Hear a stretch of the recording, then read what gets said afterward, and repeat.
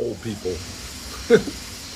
I just made gave a whole rant about how this morning I woke up and the first thing I saw was the Rick Ross response to the beef, and then I finally played back the beef, and I was like, oh, okay, I'm up to date.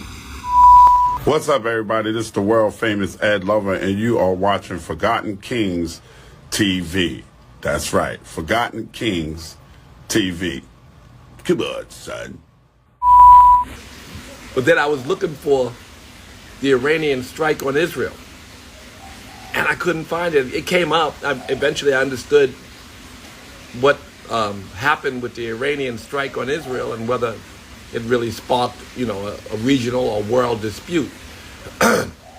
So I got that, and that was kind of important since it could spark a world war, and it should be in the top of the news. But still, the most important thing in the news is the beef. And I was saying that I walked Biggie to his car the day he was killed. And that experience was, I got home and I got a phone call from Mike Concepcion. I was in LA. We went to that party that you've all read about. I walked him to his car.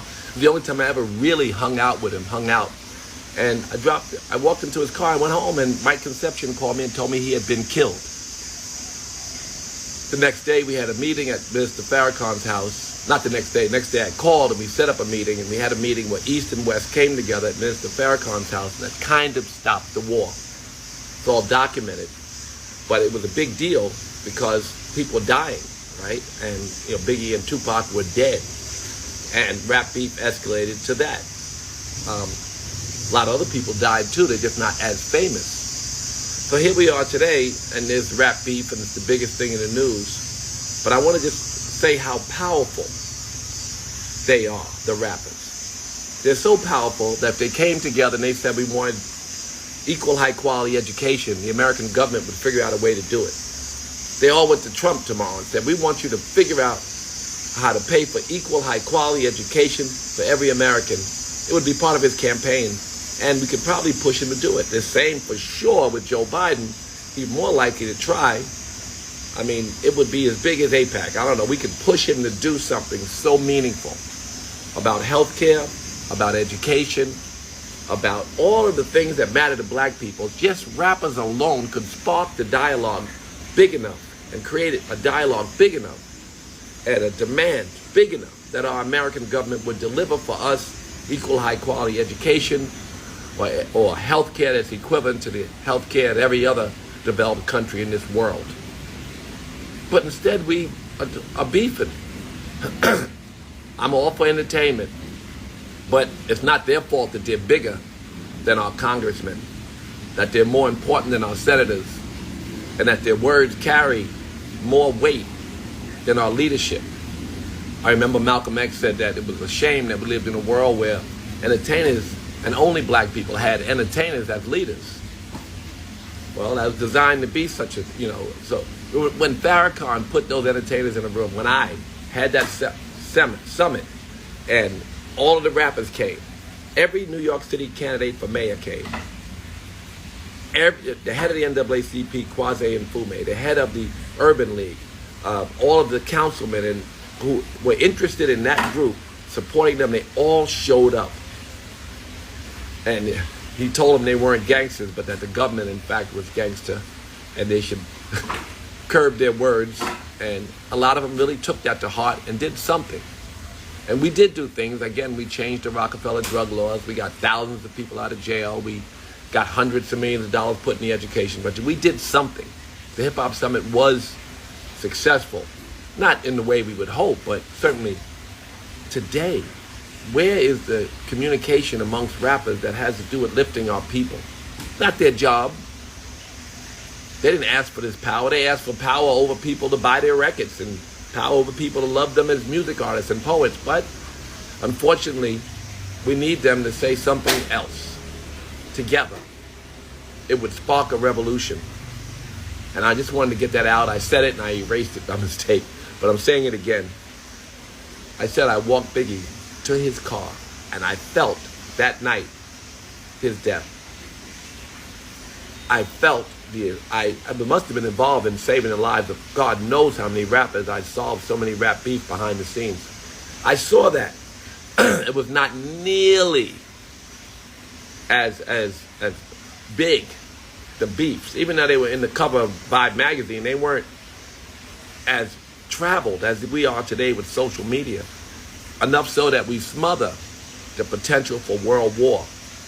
We all should have been sitting on not worried so much because life is about moving forward, but we should be aware of the things like the attack from Iran to Israel could spark a world war, and we should know about that more than we should the lyrics of Drake's diss.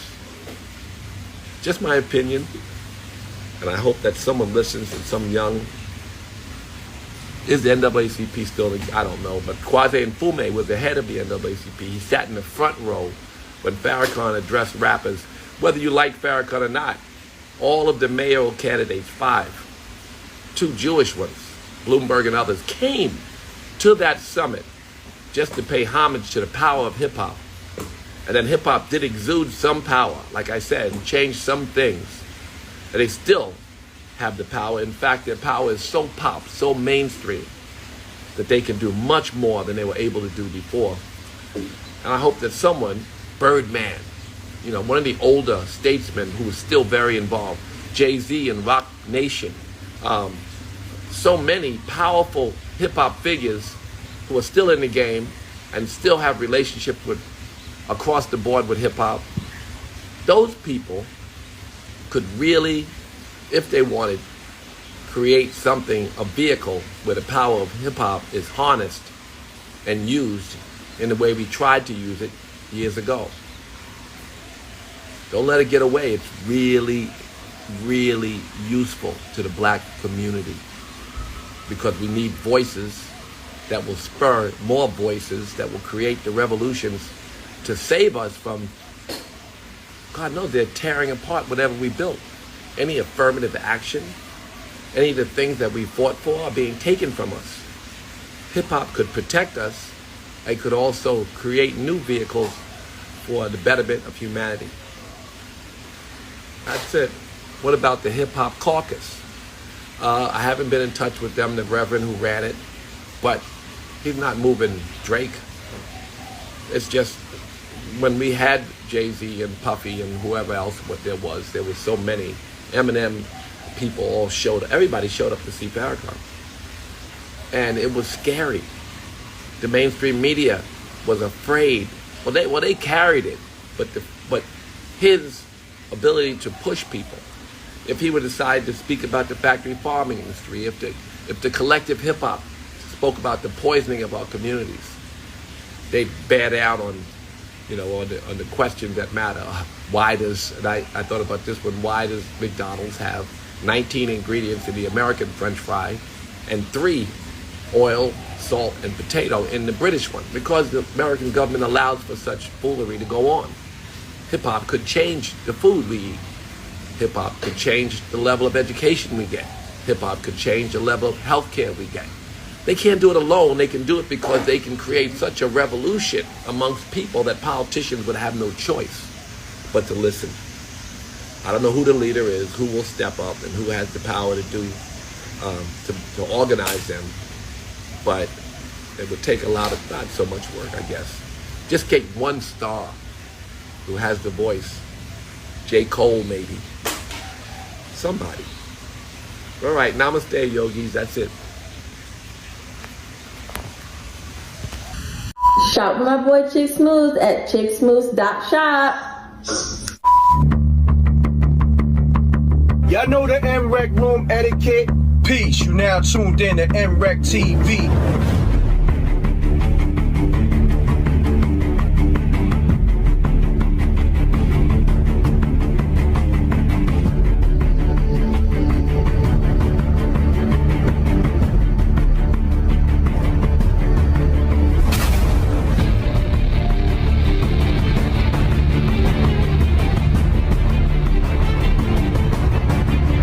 What if someone wasn't on protocol?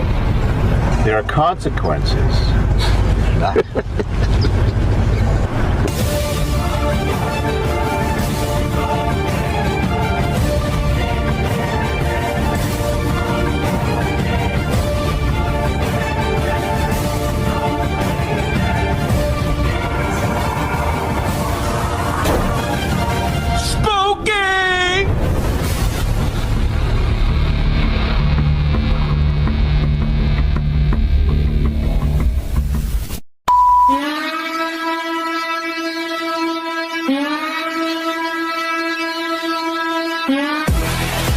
We the Knockout Kings of Karma. This your boy, Reggie Curl, you know what I'm saying? This is my cousin, Stroncho, you know what I'm saying? Come on, No, I know me, old you fuck with lambskin condoms. I don't even want my man to eat my because I eat meat from Aldi's. The wrong with you? Aldi's, you should eat this. We don't know what the that meat is. No! Real. I heard a nigga get in prison. That's not the part about it. The part about it is he had the audacity to ask me why I ain't helping him. I said, it ain't no point in both of us getting. Look him right in his eyes. He go to pat me down. Pop, pop, pop, pop, pop, pop, pop, pop, pop, pop. $20, homeboy. I'm like, Yo, sir! First of all, can I ask y'all a personal question? Is this microphone really necessary at this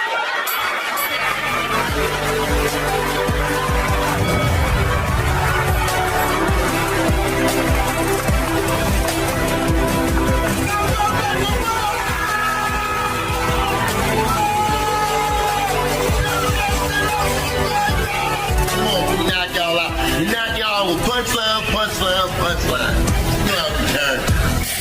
You know, turn.